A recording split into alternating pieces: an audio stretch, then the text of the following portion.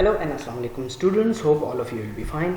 Students, जो हम topic कर रहे थे that was the human topography in the last week, और हमने इस टॉपिक को शुरू किया था geopolitical structure of the world में। और इस टॉपिक को मैंने आपको बताया भी था कि ह्यूमन टोपोग्राफी के बारे में, कि एक टोपोग्राफी जो है ये बेसिकली जो structure of the world structure of the area है, ठीक है, structure of the specific area है जिसको टोपोग्राफी कहा जाता है, जिसमें डिफरेंट फीचर्स के बारे में हमें पता चलता है। फॉर एग्जांपल आपके पास माउंटेन्स हैं, रिवर्स हैं, वैलीज हैं एंड एक्सेट्रा। इसको ह्यूमन टोपोग्राफी इसलिए कहा जाता है कि एक नेचुरल चीज़ होती है, एक नेचुरल फिनोमेना है और एक मैन मेड फिनोमेना होता है, ठीक है, कि जो फॉर एग्जांपल अब डैम्स जो हैं ये नेचुरल फिनोमेना नहीं है, डैम्स जो हैं ये मैन मेड है, ठीक है। तो ह्यूमन हम किस तरह जो टोपोग्राफी है उसको जो है हम बनाते हैं, ठीक है। तो ये बेसिकली बताया जा रहा है कि टोपोग्राफी के साथ फॉर एग्जांपल जो ह्यूमन बीइंग्स हैं उनका क्या काम है, ठीक है, और वो क्या काम करते हैं। फॉर एग्जांपल अब एक एरिया है जहाँ पर जो है वो बारिश बहुत ज़्यादा होती है, ठीक है, और हम ये भी देखते हैं कि फ्लड्स आते हैं वहाँ पे।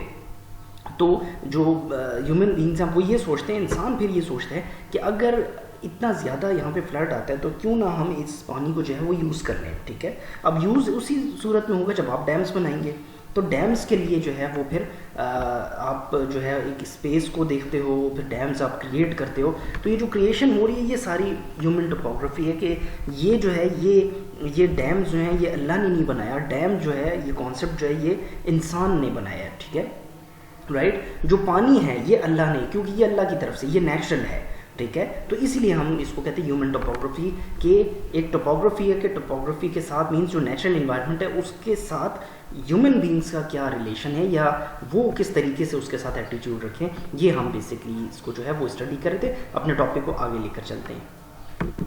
लास्ट टाइम हमने टाइप्स ऑफ टोपोग्राफी के बारे में पढ़ा था, आज हम इसको थोड़ा सा आगे लेकर चलते हैं। और अब इसमें हिल है, ठीक है। अब हिल है ये एक लैंड फॉर्म होता है जिसकी रेंज जो है तकरीबन 500 फीट टू 2000 फीट तक होती है, नोन फॉर इट्स राउंडेड, ठीक है।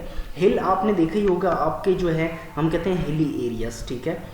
आप में से बहुत से ऐसे स्टूडेंट्स होंगे तो उन एरियाज़ में आपने देखा होगा कि कुछ हिल्स होते हैं। फॉर एग्जांपल आप स्वात की तरफ चले जाओ तो यहाँ पे आपको हिली एरिया है ये सारा, ठीक है, क्योंकि यहाँ पे आपको छोटे छोटे इस तरह पहाड़ मिलेंगे, राइट। और आप ये भी देखोगे कि उन पहाड़ों के ऊपर लोगों ने किस तरह घर बनाए हुए हैं। ये बेसिकली वो ह्यूमन टोपोग्राफी की बात हो रही है। और ना सिर्फ ये कि बल्कि इन एरियाज़ में किस तरीके से लोगों ने जो है वो घर बनाए हुए हैं, पहाड़ों के ऊपर रास्ते बनाए हुए हैं, टनल्स भी बनाई हुई हैं। तो ये जो है ये बेसिकली ह्यूमन टोपोग्राफी को कहा जाता है।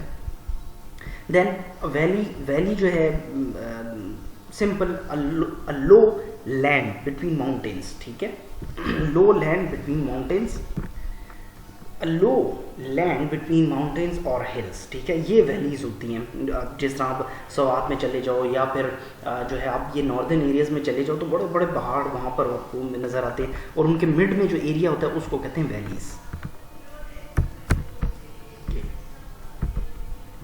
ओके, फिर प्लेन एरियाज जिसको हम कहते हैं मैदानी इलाके, ठीक है, जो बड़े बड़े मैदान आपको नज़र आते हैं, ठीक है, जनरली फ्लैट होते हैं ये और बहुत बड़े बड़े होते हैं, एक्सपेंड होते हैं, बहुत एरिया इन्होंने कवर किया होता है जिसको हम मैदानी इलाके कहते हैं, ठीक है। ये प्लेन एरियाज का कॉन्सेप्ट होता है बेसिकली।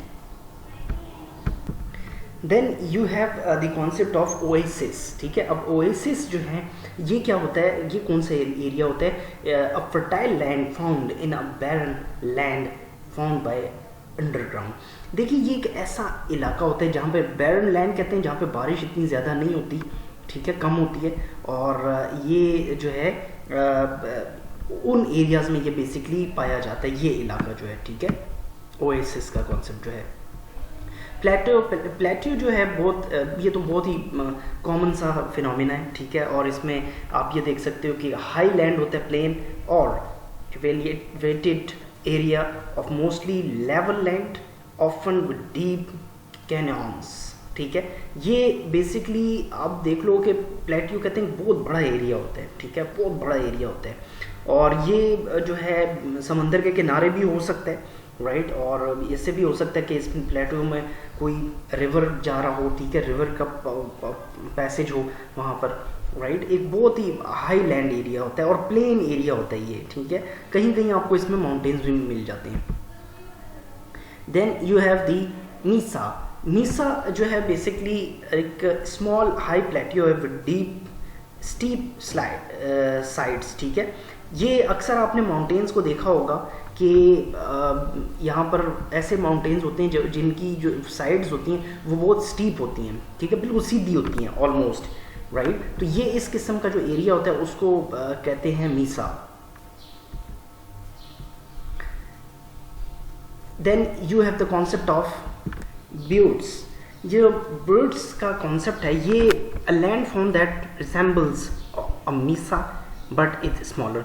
ये कहा जाता है कि ये मीसा जो हमने अभी पढ़ा, ठीक है, ऊपर, ये उस जैसा तो होता है, आपको नज़र तो आता है, लेकिन ये थोड़ा सा स्मॉलर होता है, ठीक है, छोटा होता है साइज़ में। ऐसा एरिया आपने ये माउंटेन्स देखे होंगे, कोई ऐसा एरिया आपने देखा होगा कि जहाँ पर इस तरह के आपको माउंटेन्स नज़र आएंगे, बिल्कुल स्टीप। अब वो जो हमने मीसा को कॉन्सेप्ट पढ़ा था तो उसमें स्टीप साइड्स की बात की गई थी कि ऐसा एरिया जहाँ पे स्टीप साइड्स होती हैं, ठीक है।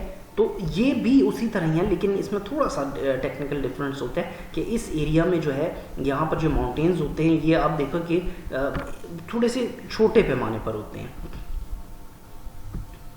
ओके, स्ट्रीम का कॉन्सेप्ट आप सबको पता है, नदी का होता है, जनरली 60 फीट वाइड होता है। अगर 60 फीट वाइड होगा तो हम उसे कह सकते हैं कि नदी है, ठीक है, नॉर्मली जो कैलकुलेशंस की जाती हैं। Okay, then you have tributary.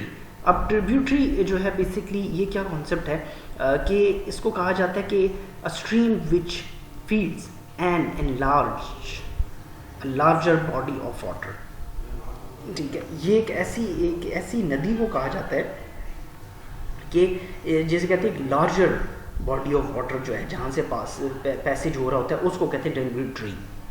ये स्ट्रीम से बहुत मिलती जुलती है, सिमिलर होती है। देन यू हैव रिवर का कॉन्सेप्ट आप सबको पता है कि जो है जैसे एक दरिया को कहा जाता है, ठीक है, और बहुत बड़ा दरिया, क्योंकि जो कॉन्सेप्ट है दरिया का वो बहुत बड़ा एरिया कवर किया होता है उसने, इसीलिए उसको कहा जाता है कि रिवर। ये रिवर का कॉन्सेप्ट आप देखो, फॉर एग्जांपल दरियाए सवात है या दरियाए काबुल है, अब बहुत बड़ा उसकी जो विड्थ है वो भी बहुत ज़्यादा होती है, ठीक है। नदी जो है, स्ट्रीम जो है छोटी होती है, रिवर जो है बहुत बड़ा कॉन्सेप्ट होता है और एक लार्ज एरिया ऑफ वाटर है, ठीक है, उसको कहते हैं आपके पास रिवर।